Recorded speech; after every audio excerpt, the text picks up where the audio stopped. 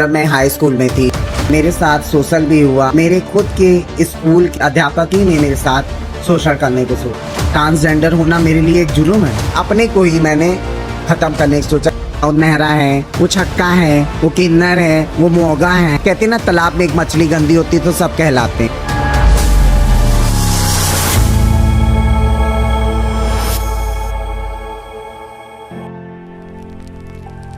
जय श्री महाकाल। मैं सनातनी किन्नर अखाड़े की आचार्य महामंडलेश्वर स्वामी कौशल्यानंदगिरी आज आप लोग के बीच में जो हमारे प्रोकास्ट है उसका नया एपिसोड है। तो आप सभी को इस नया एपिसोड में मैं स्वागत करती हूँ। और मैं एक बात ये बताना चाहती हूँ कि हमारे सच्चे सनातन धर्म में किन्नरों को, ट्रांसजेंडरों को एक सम्मानित, एक भगवान के अर्धनरेश्वर के रूप में माना गया।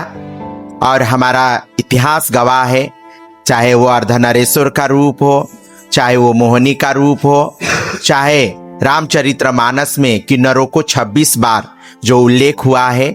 तो ये हमारे ट्रांसजेंडर और किन्नरों को उपदेवता के जो दर्जा है वो दिलाता है। हम लोग एक ट्रांसजेंडर किन्नर समाज से आते हैं, क्योंकि किन्नर समाज को आज भी समाज में है के नजरिया से देखा जाता है। तो इन्हीं विषय को लेके आज मैं आई हूं और हमारे बीच में नीता जी हैं। आइए नीता जी से बात करते हैं। नमस्कार, मेरा नाम नीता और आज मैं आई हूँ माता जी के चैनल पे। मेरे को बहुत अच्छा लग रहा है, मेरा सौभाग्य है कि आज मेरे को माता जी ने बुलाया अपने चैनल पे। नीता जी आप बताइए, आपको ट्रांसजेंडर आप हैं करके कब पता चला? मैं जब छोटी थी, जब मैं पैदा हुई तो माँ बाप ने सोचा कि एक लड़के के रूप में पैदा हुई, लेकिन मेरे अंदर की रूह और आत्मा एक औरत वाली थी। अंदर की आत्मा को तो ऊपर वाला कोई नहीं जानता है ना, मेरे अंदर क्या चल रहा है। मेरे माँ बाप ने हमको डांटा, मारा, बेटा ये सब गलत बात है। तो मैंने कहा नहीं, मैं अपने हक के लिए लड़ूंगी। भगवान ने हमको जैसा बनाया मैं उसमें खुश हूँ। आज मैं बहुत खुश हूँ कि हमको आज मैं किन्नर समाज से हूँ। दुनिया ने ठुकराया, दुनिया ने बहुत कुछ कहा, ताना कसा, गली कूचा जाओ, मेहरा है, वो छक्का है, वो किन्नर है, वो मोगा है। दुनिया ने बहुत ठुकराया, लेकिन मैंने अपनी हिम्मत नहीं हारी। और आज वो जो माँ बाप ठुकराते थे, आज मैं बहुत अपनी लाइफ को देख के मैं खुश हूँ कि आज ऊपर वाले ने हमको एक किन्नर ट्रांसजेंडर बनाया। मैं इसमें खुश हूँ। मैं तो यही कहती हूँ, भगवान ने मुझको ये जीवन दिया है, हमेशा 7 जन्म ये जीवन दे। ये दुनिया क्या है, लोग शादी करते हैं, बच्चे होते हैं, मार रहे हैं, लड़कियों को जला रहे हैं, काट रहे हैं। उससे अच्छा तो मैं ही हूँ। मैं अपनी जिंदगी जी रही हूँ ना, मेरे ऊपर तो कोई नहीं है। आज मेरी एक गुरु है, गुरु मेरी माँ समान है। उनने हमको शिक्षा दी, अच्छी शिक्षा दी, मान दिया, सम्मान दिया। और नीता आप तो इमोशनल हो गई। मैं समझ सकती हूँ आपके दर्द को, आपकी फीलिंग को।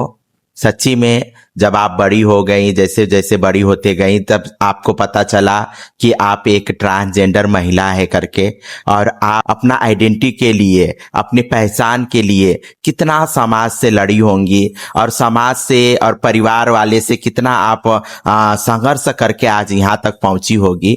तो इस चीज को मैं बहुत गर्व करती हूँ और मैं इस बात से सहमत भी हूँ कि आपके जीवन संघर्ष भरी रहा है। मैं एक चीज आपसे पूछना चाहती हूँ, आप जीवन में आज तक आपने शिक्षा कितना हासिल किया? मैंने शिक्षा प्राप्त की, कक्षा 12 तक पास किया और फिर समाज का बहुत कठिनाइयां भी झेली कि कॉलेज जाना, वो मीठा जा रहा है, वो छक्का जा रहा है, वो गे जा रहा है। बहुत से लोग, बहुत से ताने भी मैंने सुने। क्या कहूँ, इस दुनिया में ट्रांसजेंडरों के लिए तो जैसे कोई इज्जत मान सम्मान नहीं। हम भी तो किसी के माँ बाप के पेट से पैदा हुए, ऐसा नहीं कि काल कोठरी से निकले हैं।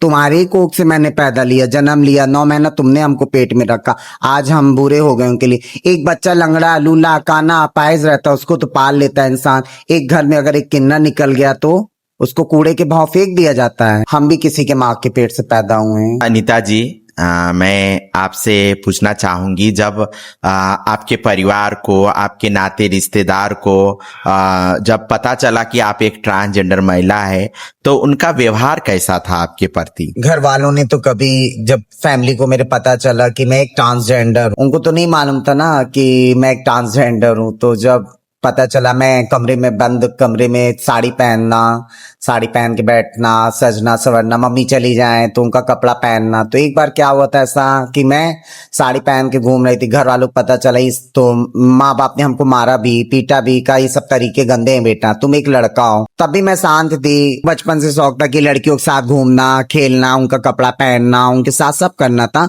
लेकिन माँ बाप ने कभी नहीं अपनाया। और खास तौर से रिश्ते नातेदार तो बिल्कुल नहीं, रिश्ते नातेदार तो साफ ही कहते थे, अरे वो तो किन्नर है, महरा है, गांडू है, छक्का है, मोगा है, मीठा है, उन लोग का ये कहना था।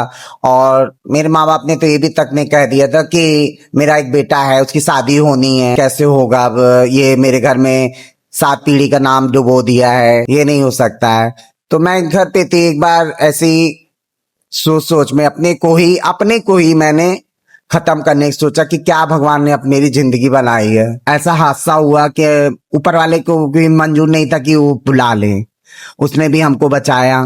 फिर मैं खुल के अपने गुरु के पास गई, खुल के आना जाना। फिर घर वाले ने कहा कि तुमको मैं नहीं रख पाऊंगा, तो ठीक है, हमने भी कहा ठीक है, मैं तुम नहीं रख पाओगी, संसार तो बहुत बड़ा है, कहीं भी जाऊंगी, कहीं भी रह लूंगी। आज मैं अकेली हूँ, मैंने बहुत ठोकरें खाई, तब जाके मेरी एक गुरु मिली और उनके आश्रम में रही, उनने हमको एक बहुत बड़ा पनाह दिया। आज मैं उन्हीं के बदौलत बनी और पहन रही हूँ, ओढ़ रही हूँ, अच्छे से रही। लेकिन माँ बाप हिजड़ों को कभी नहीं रख पाते, लंगड़े लूले को रख लेंगे, लेकिन हम लोग को नहीं रख पाएंगे। अनीता जी, आपकी बात सुन के मन को इमोशनल कर दिया, और ये बिल्कुल सत्य बात है, ट्रांसजेंडरों के साथ ऐसे ही सिचुएशन होता है, मैं समझ सकती हूँ।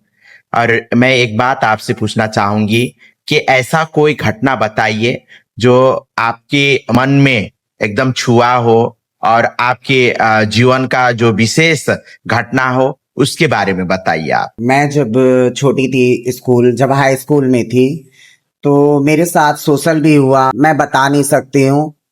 मेरे खुद के स्कूल के अध्यापक ही ने मेरे साथ शोषण करने को सोचा, तो मैं घबरा गई थी बिल्कुल से, और दिमाग काम नहीं कर रहा था कि मैं घर गई। फिर अपनी फैमिली में बताने को एक बार सोची कि फैमिली में जाके बताऊं, लेकिन मैं फैमिली से भी डर रही थी उस समय कि नहीं, फैमिली में बताएंगे तो फैमिली वाले भी ये सोचेंगे कि इसके अंदर कुछ कमी होगी, तभी तो आज उसका गुरु उसके साथ जो पढ़ा रहा है, जो शिक्षा दे रहा है, वही गलत करने को सोच रहा है, तो ऐसी तो कुछ इसके अंदर भी कमी होगी।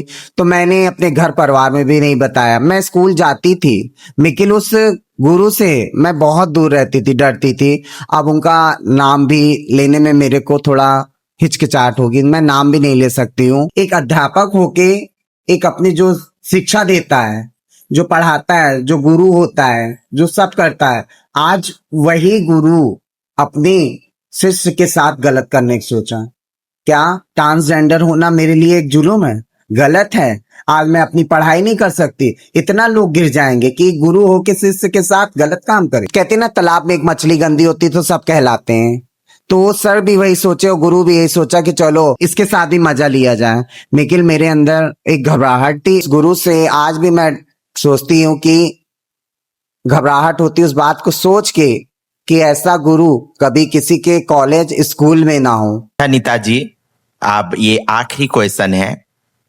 मैं आपका सारे बात सुन ली, और बहुत ही दर्दनाक आपका कहानी था, और मैं चाहूंगी कि आप इतना अप्रिय घटना होने के बाद भी आपने अपने जीवन को संभाला और आगे बढ़ते गई, आज यहाँ इस मुकाम में पहुंची हैं।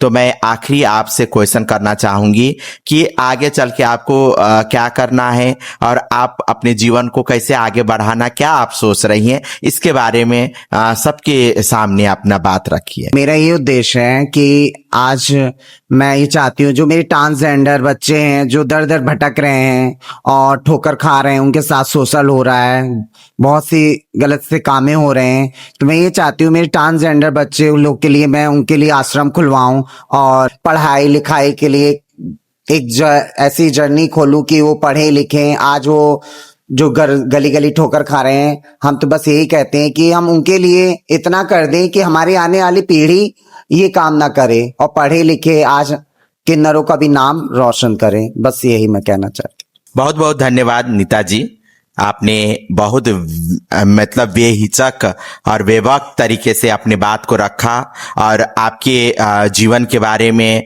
सबको जानने का मौका दिया आपने। इसके लिए मैं बहुत बहुत साधुवाद कहती हूँ। और मैं एक बात ये कहना चाहूँगी, देखिए आप सभी से ट्रांसजेंडर कोई अलग दुनिया के एलियंस नहीं है, कोई धरती फाड़ के और आसमान से टपकता नहीं है। ट्रांसजेंडर भी इसी समाज का एक अभिन्न अंग है, आप ही के घर का एक परिवार है। आपका बेटा हो सकता है, आपका बेटी हो सकता है, आपके परिवार का एक हिस्सा हो सकता है। प्लीज ट्रांसजेंडरों को अपनाइए, उनको एक मौका दीजिए, एक अवसर दीजिए। यदि आप मौका और अवसर उनको देंगे तो जरूर आपके एक लड़का एक लड़की जो समाज के लिए, अपने परिवार के लिए, राष्ट्र के लिए जो योगदान देंगे वो बिल्कुल हमारे ट्रांसजेंडर, हमारे किन्नर बच्चे भी देंगे। तो आप सभी से मेरा अनुरोध है, प्लीज इन सबको प्यार दीजिए, सम्मान दीजिए। हम लोग बस प्यार के भूखे हैं। आप लोग प्यार देंगे, हमको थोड़ा सा प्यार देंगे तो हम लोग का भी दायित्व बनता है कि आप लोग को ढेर सारा प्यार दे। तो मैं आशावादी हूं और मैं